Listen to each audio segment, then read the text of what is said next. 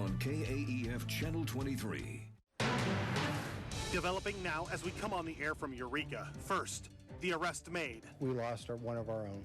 The community in mourning after the shooting death of a police officer. She had a big heart, a strong mind, a great personality. At this hour, the breaking developments out of Sacramento. And the latest in a series of fires burning across the North State. Plus, the new reporting tonight. That ruling making it okay to possess pot behind bars. Nazi Javid is live with what it means locally. And from the White House to Congress, Washington scrambles to determine just how to react after Iran shoots down an American drone. I'm Scott Thuman with the latest. Plus, the fair is in town. We'll take you to day one of the annual Humboldt event. And the free ride. How one local city is tossing out bus fare. North Coast News at 6 on ABC 23 starts right now.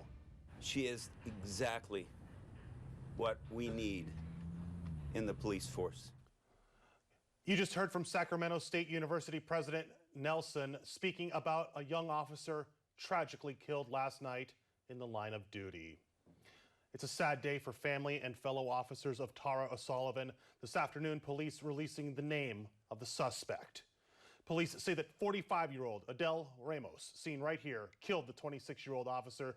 Police say that she was shot while trying to help a woman collect her belongings and leave her home. This was on a domestic disturbance call. Officials say that the suspect shot O'Sullivan with a high-powered rifle, then barricaded himself inside of a home. Investigators say the non-stop gunfire made it difficult to reach the injured officer. It took nearly an hour before they were able to get to O'Sullivan after being shot. We lost one of our own. Officer Tara Christina O'Sullivan died at the hospital. Officer Tara O'Sullivan was shot and killed. She gave her young life while protecting our community. All of this after a standoff that went on for about 8 hours with continuing gunfire. The suspect surrendering to police around 2 o'clock this morning. Locally, the Humboldt County Sheriff's Office responding to the tragedy. Just the loss that you feel when you lose someone, it really is like losing a family member. So, our prayers go out to the family foremost, the law enforcement community there. It's a scary world that we live in, and those officers out there are just trying to do their best every day to protect the citizens of the communities they live in. So I would just really want to express condolences to the family. O'Sullivan had just graduated from the police academy in December. She was expected to be on her own in a few weeks.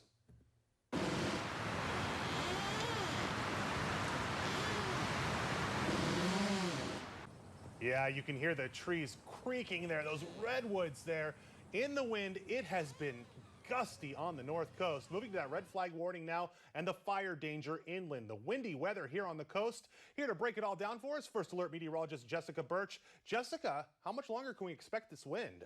Well, good evening. We are seeing super strong winds right now, especially along the northern part of the coast. 44 miles per hour right now outside in Crescent City, 22 around Eureka.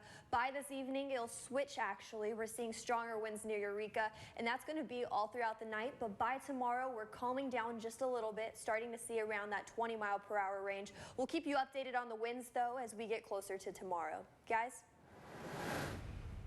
Jessica, thank you for that report. And with that red flag warning, some concern tonight about fires burning in the North State at this hour. First, the containment has gone down on the East Fire, which continues to spread. Here's what we know. The National Forest Service said that the East Fire was burning 190 acres. No containment on this fire right now. That's down from yesterday when crews said they had the East Fire 1% contained. It's also spread about 65 acres since last night. The East Fire is burning in Trinity County in the Mendocino National Forest. Officials there say that it was caused by lightning. No word if any structures have been destroyed as a result of that fire. Just southeast of the East Fire, another lightning-caused fire, this one the Haynes Fire. At last check, officials say it was burning 23 acres. They say that they do have this one 80% contained, though. Now to the Lumgray Fire, burning in the Klamath National Forest, this one in Siskiyou County. Crews getting a better handle on this one overnight. This evening, officials said that it was still burning about 207 acres, but containment has gone up since last night from 60 to 90%. Highway 96 is open with no restrictions. The official cause there still under investigation. Moving to another fire, not a wildfire, but this one out of Crescent City. Fire and Rescue tell us that around 11:30 Tuesday night, a pile of recyclables ignited at the Walmart on East Washington Boulevard. That fire fueled by high winds. Crews were concerned about 7 propane tanks nearby. They say that after about an hour, they were able to knock that fire down, but strong winds reigniting flames yesterday morning. Crews had it completely out in about 2.5 hours. The Del Norte County Sheriff's Office is investigating this fire as arson. No word on any suspects right now. No injuries reported there. We would book that marijuana for destruction, and then we would deal with the inmate through the in-house discipline procedure. Back in Humboldt County right now, a California appeals court says that it's legal to have small amounts of marijuana in prison as long as inmates don't inhale. So what does it mean since voters legalized pot? The court says it shouldn't be considered a crime to have less than an ounce behind bars.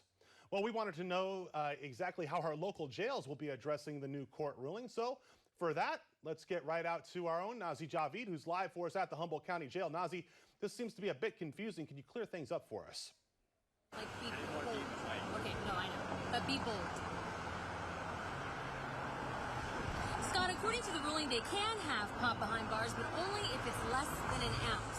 Now, why, you ask? Because California voters legalized recreational possession of less than an ounce of cannabis in 2016 with no exception, even for those behind bars. In fact, as part of this, the court overturned the Sacramento County convictions of 5 inmates who had been found with marijuana in their prison cells. But the justices also said it's still illegal to smoke or ingest cannabis in prison, so I wanted to know if that applies to our local jail. I spoke with the captain at the Humboldt County Correctional Facility today, who says he's been in contact with the district attorney's office, and there's still probably going to be some litigation, but for now, this is how Humboldt Jail will handle pot possession moving forward.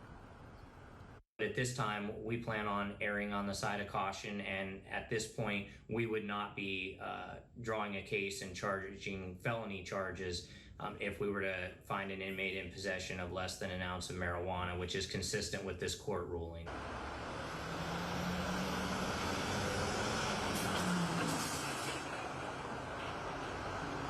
Now, the interesting part of all this, though, is the captain tells me even though alcohol is legal, it's still considered a crime to be in possession of an alcoholic beverage behind bars, which is also legal, like pot.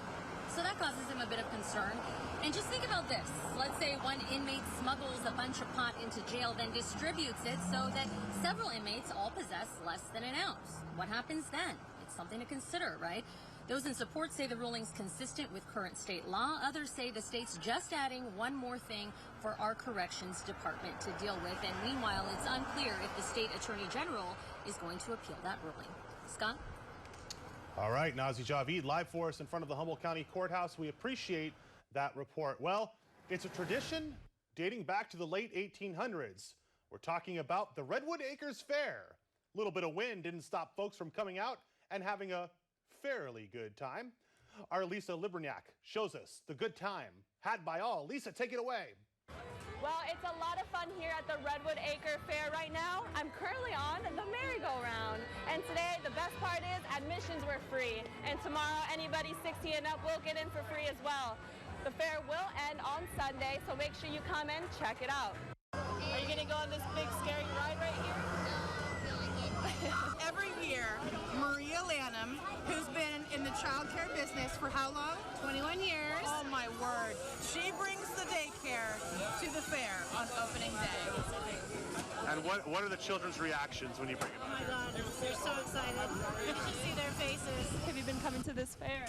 Oh gosh, probably since I was a kid, so about 10, 15 years. Wow. Nice. Yeah. You should look so cute. It's pretty crazy. It was scary on the ride. I was swinging off the swing. Yeah. I thought I was going to tip off, but I didn't. What's your favorite ride? The hammer. Oh, okay. Why is that? What's so Because cool it about it? spins around fast and it turns sideways. Ticket prices are $35 and anyone 15 and under will get in for free. I'm Lisa Libraniak reporting in Humboldt County for North Coast News. Yeah, Lisa and I had a great time out there, and I'll tell you, all of that wind causing those rides to sway, so you get a little more drama as you get on some of those rides. Thanks, Lisa. Great report. Well, Lisa, not the only one out there. Like I mentioned, I was out there too, and I got to catch up with some of the livestock. I had some questions for them about the annual event.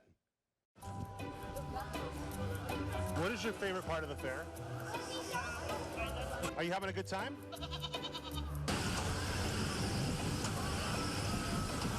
Excuse me, what's your favorite part of the show? How about you, little bunny rabbit? What's your favorite part of the fair? What do you like most about the fair?